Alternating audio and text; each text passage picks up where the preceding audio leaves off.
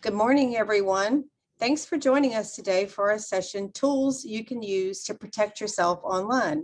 During the session, we encourage everyone to type in any questions that come to mind in the Q&A box on your screen, and we will ask the questions toward the end. Today, our speaker is Kat Duncan. She is the Director of Innovation at the Donald W. Reynolds Journalism Institute, where she manages RJI's innovative initiatives, programs, and workshops, including the RJI Student Innovation Competition, the RJI Professional Fellowship Program, the Student Innovation Fellowship Program, and the Women in Journalism Workshop. Today, our speaker is Kat Duncan. She is the director. One of RJI's partnerships was with the Coalition for Women in Journalism, where the JSafe app was launched to help female and marginalized journalists report and deal with harassment, assault, and other threats. She has previously worked in visual departments at newspapers all over the country. Duncan has been a photojournalist, video producer, photo editor, and manager. Now we're going to turn the program over to Kat. Good morning, everybody. I'm very excited to talk to you today. This is a subject that is near and dear to my heart, and I have a lot of information. I'm going to share a lot of links and a lot of resources. If you don't feel like you have to write them all down, I am happy to share a tip sheet or this whole presentation if you would like afterwards. If you write in the chat box, I do have it open, so hopefully I'll be able to see your messages, but I'm not sure. But I will try to answer questions as we go, or if you have the ability to unmute yourself, feel free to just ask questions. I'm very happy to make this a conversation as we go. So I am the Director of Innovation at the Donald W. Reynolds Journalism Institute. We're based at the University of Missouri. Our institute focuses on practical innovation for journalism. So we try to tackle current issues, challenges, problems in the journalism industry. So safety is definitely a very pertinent, very important issue that a lot of journalists, especially women and journalists of color, are dealing with right now. So we host a lot of sessions, and I will talk a little more about that as we go. My contact information is on the screen. Feel free to reach out afterwards if you don't want to ask your question in the group, or if you want to chat more. I'm always open to talking, especially about this. All right.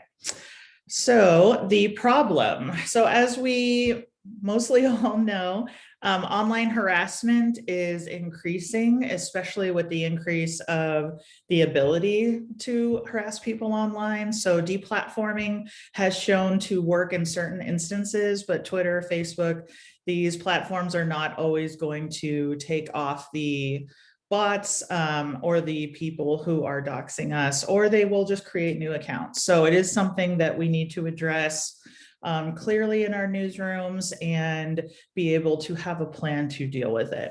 The 11-year analysis of online harassment showed that women made up 72% of those who are harassed. So this is primarily an issue that affects women at a much higher influx. It does, of course, men get harassed too, but with women, it tends to be just bombardment, overwhelming, hundreds of messages, multiple platforms, stalking. I've seen a lot of issues in newsrooms, everything from, we had someone who one of my journalists did just a feature piece on. He decided he didn't want to be featured in the paper anymore. It was too late for us to take it down.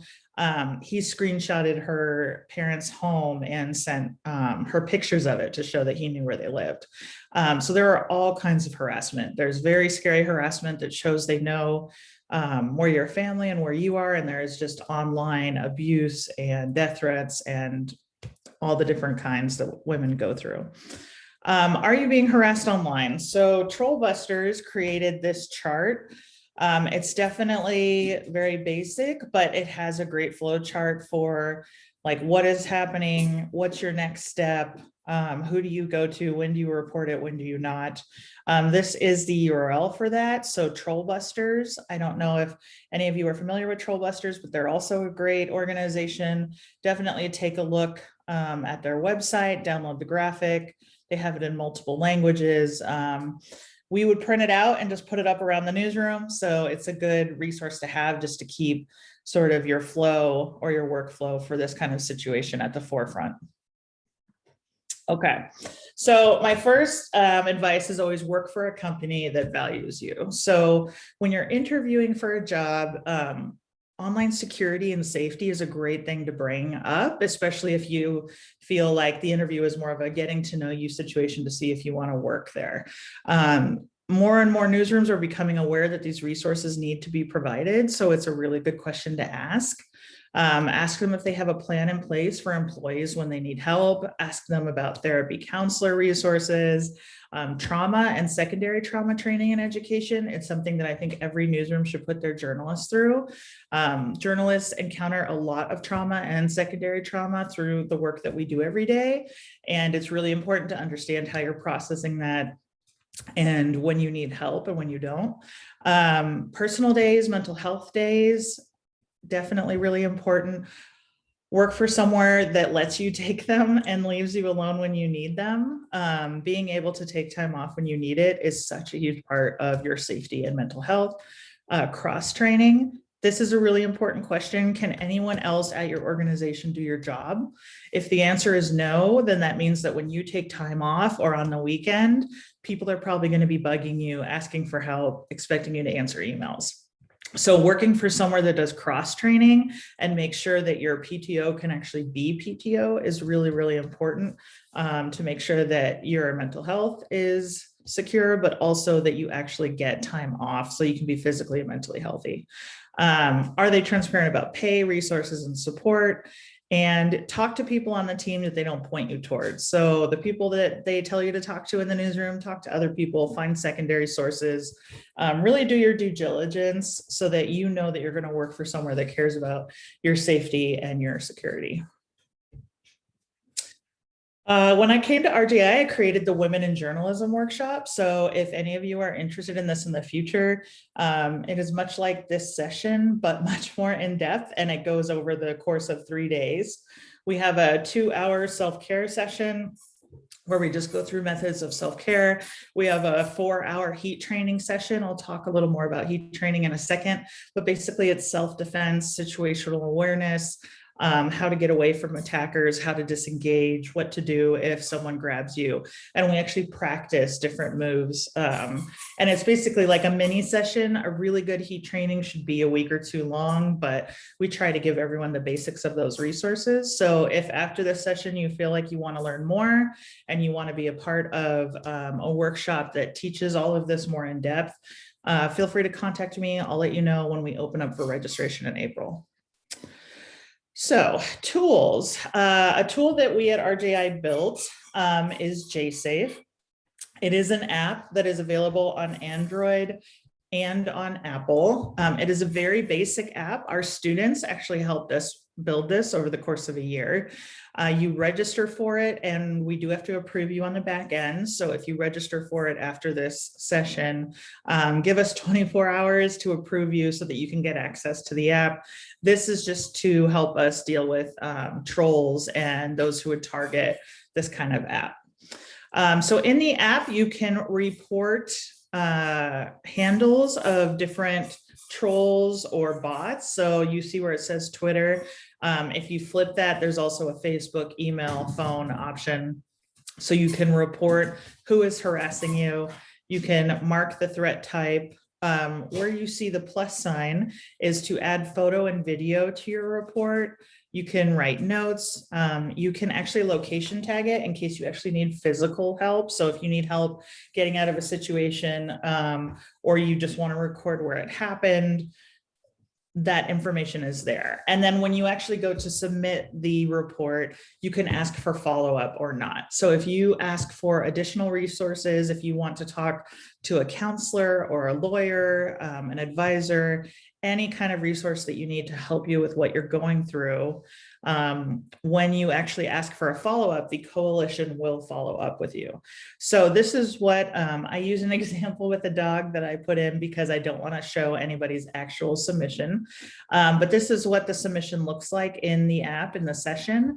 And when you are registered with the app, you can submit as many of these as you want. So if you are being harassed by someone at your job, or if it's just multiple online cases, whatever the situation is, this is a safe, place to put what is happening to you with evidence, with notes, with location tagging, time tagging, whatever it is that you need to feel like you are documenting what is happening to you. This is a safe place to put that, and it will be stored there for you to access at any time. So every report that you report will actually be in the app under your account so that you can show it to police or your editor or whoever it is that you go to when you are going through whatever you are going through. If you are looking for more resources to handle this situation, not a lot of newsrooms will help you file a police report or talk to a lawyer. Maybe they don't have the resources. Maybe they just don't provide that. Maybe you're an independent freelancer. Whatever the reason, that is what this app was designed for, is to not only help us document safely and keep it somewhere, but also to get those free resources to you if you need them. So the Coalition for Women in Journalism, we built the app at RJI, but we gave it to the coalition to manage. So they've taken over the management of the app. And when you ask for a follow-up, the coalition is who is going to respond to you. So they are there to fill in those gaps for support, to get you a lawyer, to help you file a police report, to help you find a therapist. Whatever it is that you need. If you are in another country and you need extraction, they help with that too. So they are an amazing organization. They are very, very supportive. They want to help. So definitely, if you need any kind of resources to help you with what you're going through, reach out to them and they're happy to provide it. That is why they exist. Okay, so other steps you can go through to make sure that you are safe. Once a month, take a time to do a safety sweep of your information and privacy settings. So even if your Facebook is on private, go through and just check those privacy settings once a month. Look at your Twitter settings. Is it automatically location tagging everything? Look at your Instagram. A lot of these platforms will change their privacy settings whenever they update or fix bugs. And a lot of the time it turns your privacy settings back to public. So it's really good to I just have a recurring reminder on my Outlook calendar, check your privacy settings once a month. A lot of the time I've gone through and found things have changed that I didn't change. So it's a really important thing to do just to keep abreast of what's going on your accounts. So a deeper sweep, search your name, email address, and byline regularly, right? Not just Google, look on Bing, on Yahoo, on DuckDuckGo. Set up Google alerts. I have multiple Google alerts for my nickname, my full name, my byline. And then anytime information about you is being shared on the internet, you will most likely see it. So if you get mentioned in an article that is encouraging people to harass you, I shouldn't call it an article, in a blog post or some kind of derogatory message, it will come up in a Google alert and it can give you a heads up. Also check data collection sites. So I put these on here because there is more information out there on the internet about you than most people realize. So I'm going to do a really quick search. So in our workshop, we talk a lot about this and we have everyone search themselves on Spokeo. So before I started sweeping my information, I would put my name into here. This is my sister, by the way. So I have permission to do this, but I would put my information in here and it would not only find everywhere that I've lived over the years, but it would have Google street shots of my house, my family, my phone numbers, my emails. So these data collection sites have a lot of information. And through that information, trolls and people who are harassing you can find out where you live. They can send mail to your house. They can harass your family. So it's really important to go into these sites and make sure that your information isn't on there. And if it is on there, work on getting it off. So I talked to my family about this, but this is my sister.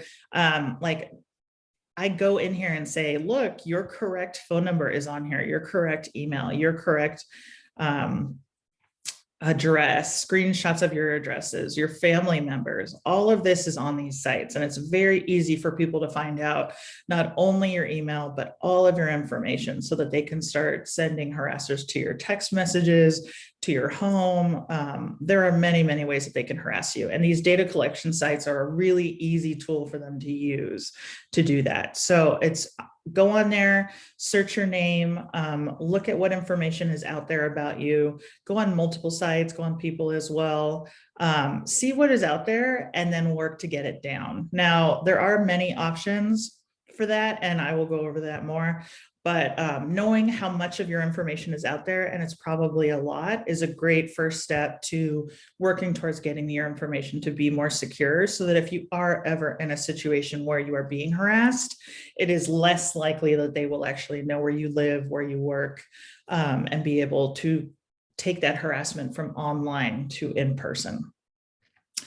Okay, use social media wisely. I love Twitter. I was one of the early adopters. I think it's a great tool. That said, all great tools can be used for good and bad. So be really aware of what you're putting out on Twitter. I have seen journalists harassed by what they're putting out inadvertently, just because they're doing their job. So don't location tag your photos or tweets, especially if you're around your house, on your jogging trail, walking your dogs, anything you do in everyday life. If you are somewhere regularly as part of your routine, don't location tag. I would say never location tag, but just don't do it somewhere where someone can basically lie in wait for you. When tweeting from a location live on assignment, wait until you've moved to share those photos. So I totally understand that our jobs are going to say, go cover this event live, this protest, this fair, whatever you're doing. If you're at the face painting booth, maybe wait till you've moved on to actually tweet the photos of the face painting. So give it a little, think of it as a like safety delay. Wait until you've moved from where you are, just in case someone is watching you online or following you online. You really don't want to give people the location of where they can actually come up and find you physically, because that is very unsafe. So I totally understand that we need to use these tools at work, and we're asked to use these tools at work, but try to do it with a little caution to keep yourself safe. Same if you are in an airport or traveling to a specific place. So a lot of journalists that are very aware of this that I work with and talk to, if they're at an airport, they won't tweet about the airport while they're there. They'll do it a couple of hours later when they're on the plane or when they're at their destination. This is also just to give you that extra security of people not knowing where you are at any given moment and being able to find you. Avoid using names of nearby places to your home, pets, your street address, your loved ones. I have a friend who's a journalist. She tweets pictures of her cat all the time, but she has never shared her name. This is partially because they might be identifying information for your passwords, but this is also because security questions are often your pets or your first, your first home's street address, street name. So part of this is information that can hack you, to be used to hack you, but part of this is also just giving someone too much information and them being able to use it to pretend like they know you or find you. Okay.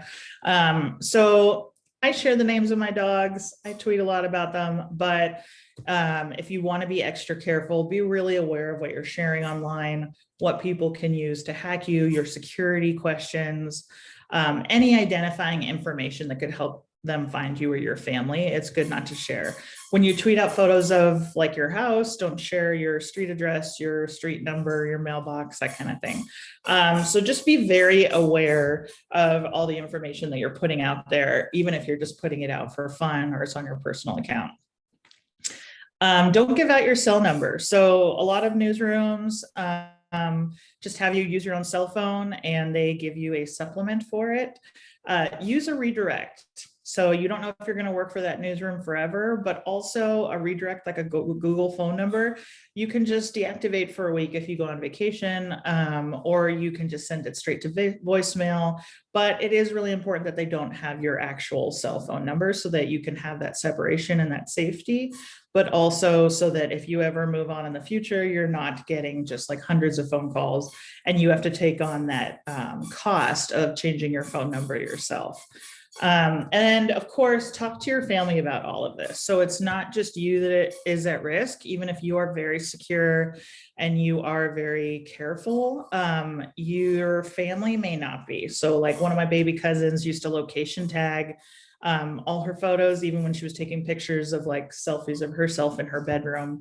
And I had to talk to her mother about like, that is really unsafe. If you click on that location tag, you can see where her room is on the corner of the house. So talk to your family. Just because you don't want anyone ever targeting your family as a way to target you. So not everyone's going to want to sweep their data the way we will, but it is definitely an important conversation to have. Just get them to stop using location tagging.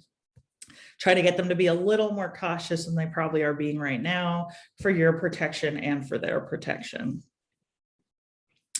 Okay, have a plan and a sanctuary. So this is something that we've talked more and more about as harassment has gotten worse.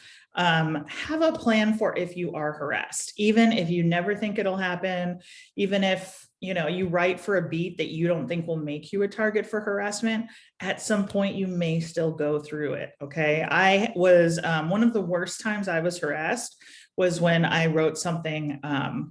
It was completely not, it was not news related. It was about like my dog at a dog park. Some guy took offense to what I wrote and he shared my information to a doxing group. And I had to actually shut down my social media handles for a few days because I was being harassed.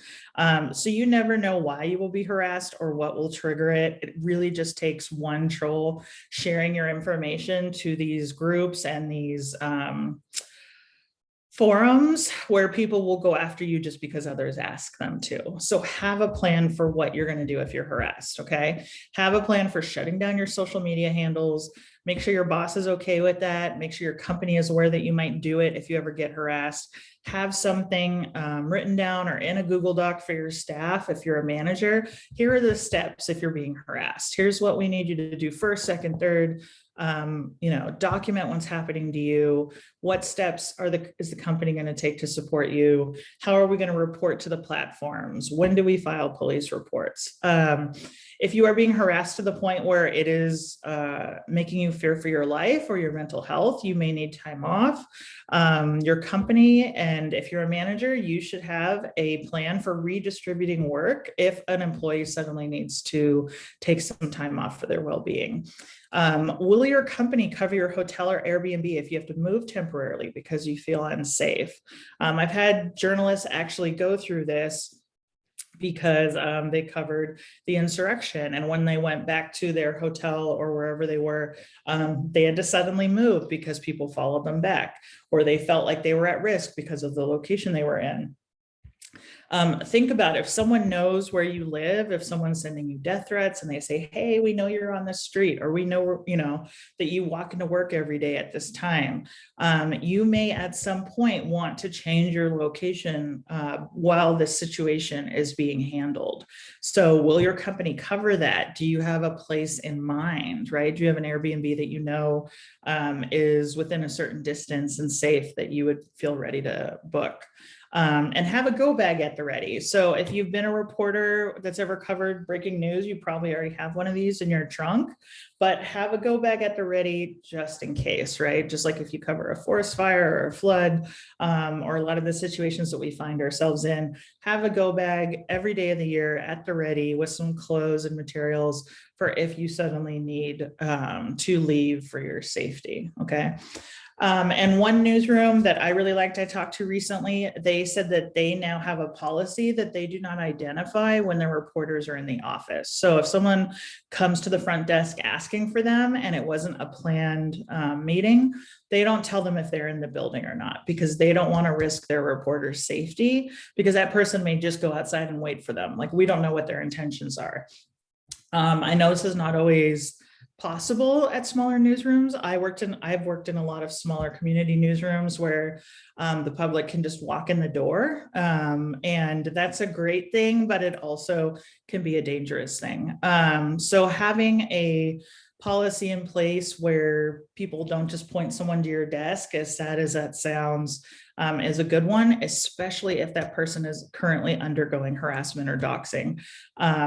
You don't know who's coming in off the street. So just think about these steps, talk to your boss. If you're a manager, talk to your staff, have plans in place so that when this happens to you or your journalist, they know what the steps are, right? One of the worst things is when a journalist is going through being harassed and attacked and they don't have a plan for it. They feel lost. They feel like they're not supported. They don't know what their next step is. And having a plan in place can help them go through the steps at a time when they may not be thinking straight because they are stressed out. Okay. So have that in a Google Doc, an email, post it in your workspace, whatever your current working condition is, have a plan for everybody that you work with for if this ever happens and they need help. Hopefully it doesn't. But a plan will make everybody feel like they know what the steps are and will make you feel more prepared. Removing content from Google. I don't know a whole lot of people who do this, but it's a good link to keep.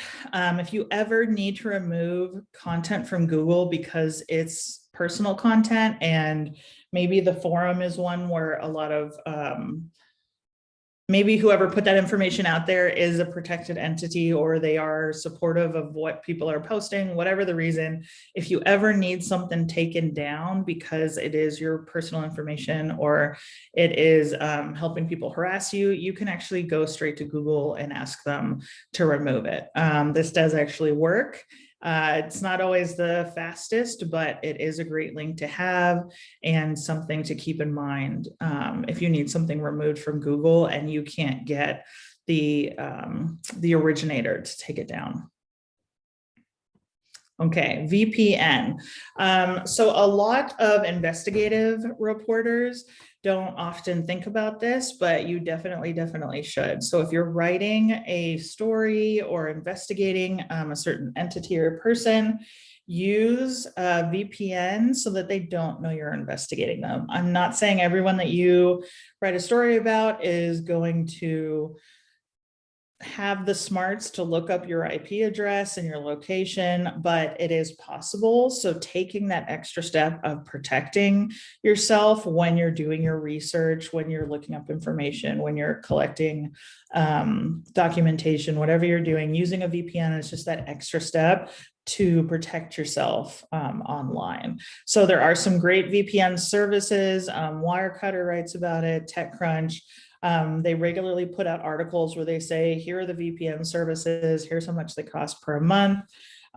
These are a great tool to have when you are actually looking for information for your stories or investigating someone. Okay, scrub services.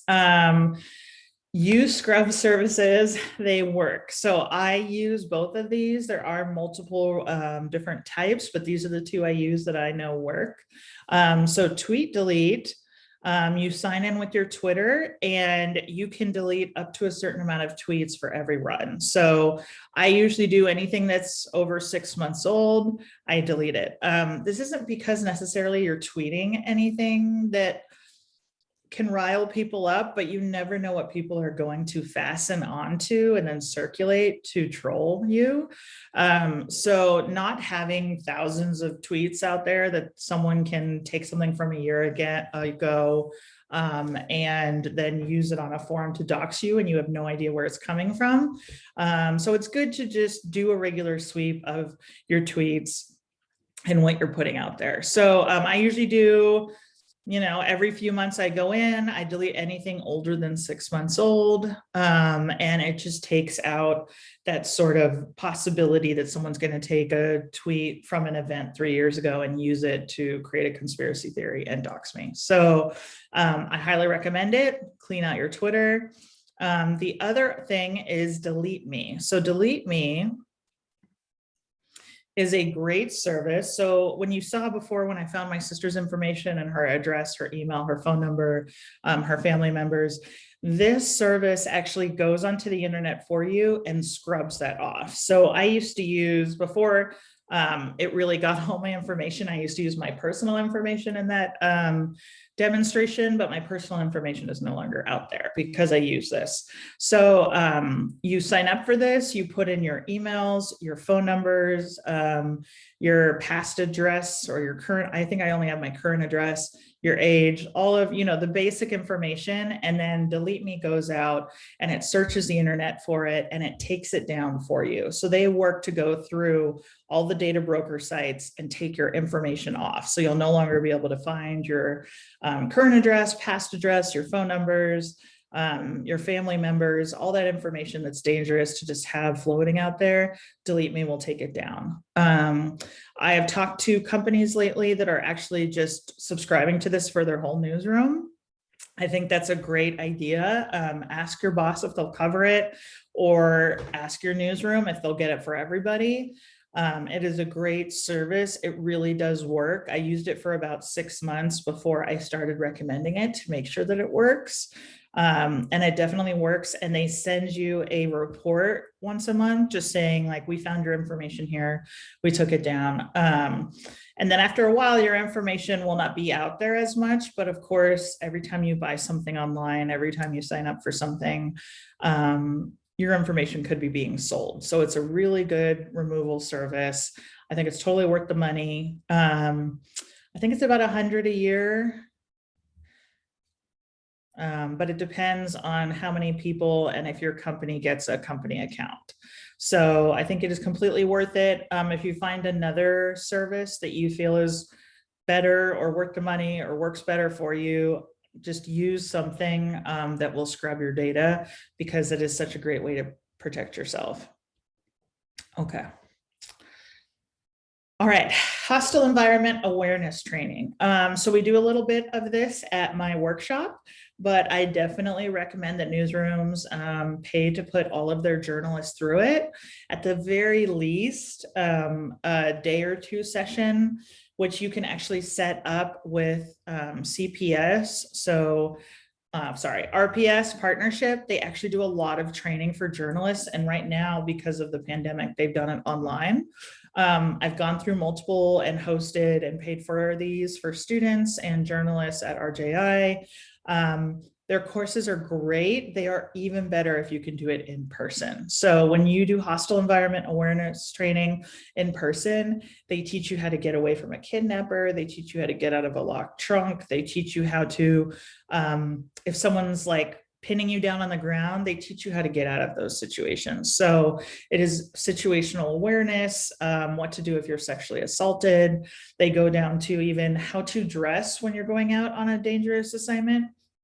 One of the tips that I always share with my students that they talked about was like, if you're going into a situation where you're going to be in the middle of a mob and you're not sure about your safety, or honestly, if you're just a woman in a public place that's very, very crowded, women reporters have been assaulted in these situations, and just dressing a certain way. Like they talk about wearing a one-piece bathing suit under your clothes, wearing your belt inside out, layering so that it's harder for them to get at what you're wearing. They have all of these tips that can just make it that much harder for someone to get at you and give you more time to get away.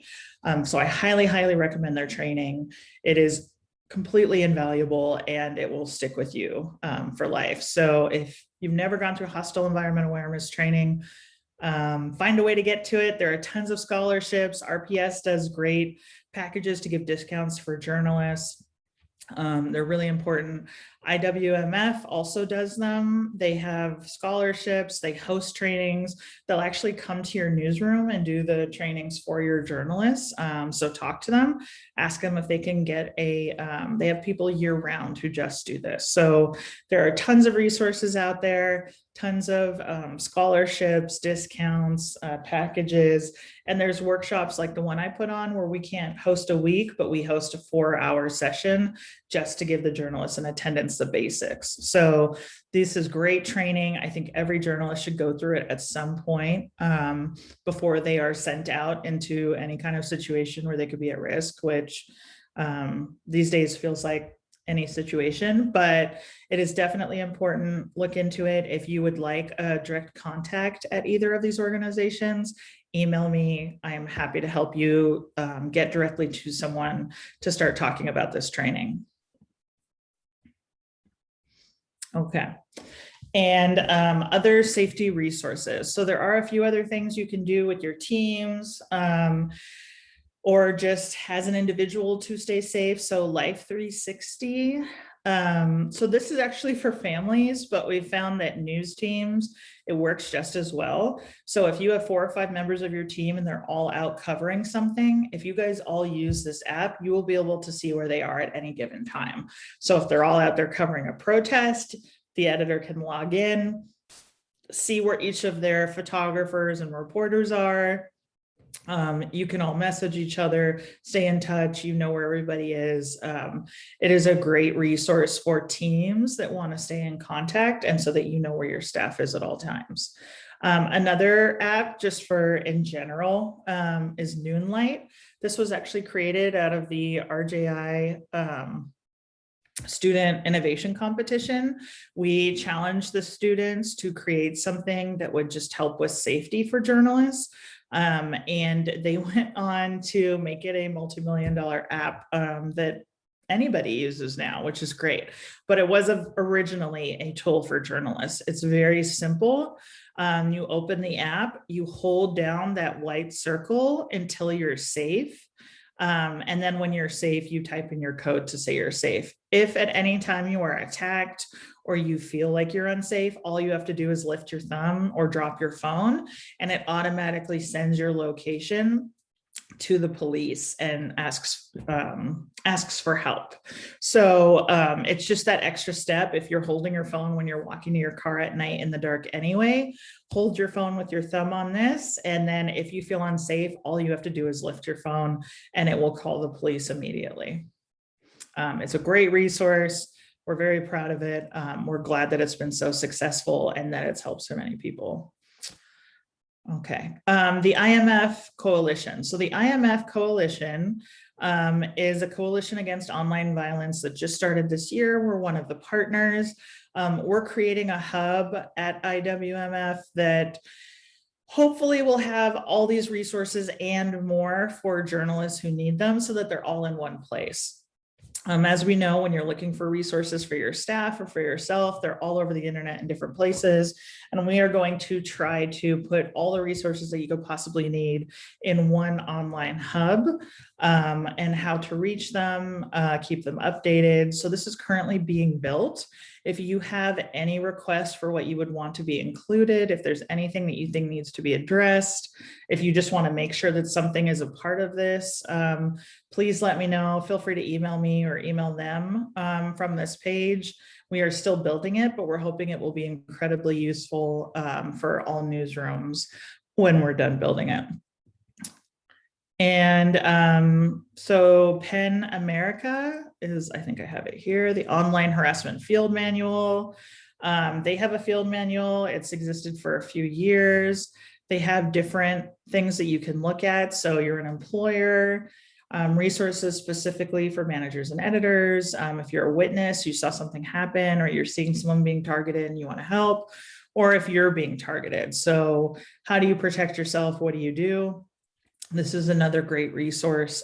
They also host trainings and self-care sessions and provide legal support and all the things that we've talked about. So they're also a really great resource if you're ever looking for training manuals for you or your staff. Okay, and that's about it. I talked about the workshop already.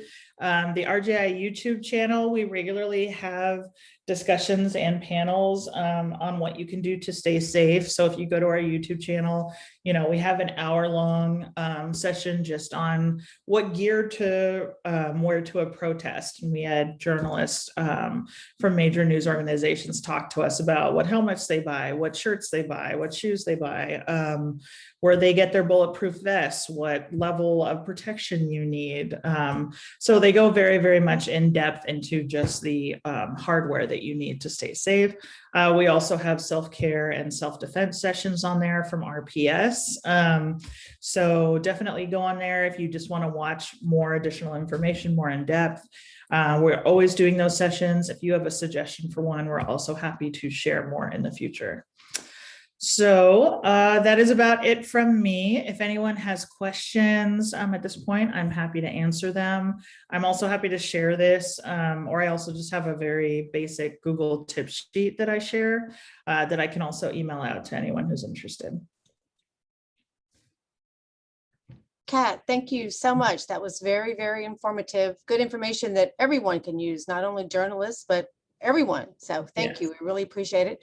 There didn't seem to be any questions, so we appreciate it. And this the session will be recorded and available to watch again online for 90 days after today. So if you didn't get a chance to watch it live, or you want to watch it again and make some notes, tune back in. All right. Thank you so much, everyone. And feel free to email me or reach out if you need anything. All right. Thank you. No problem. Have a good day. All right.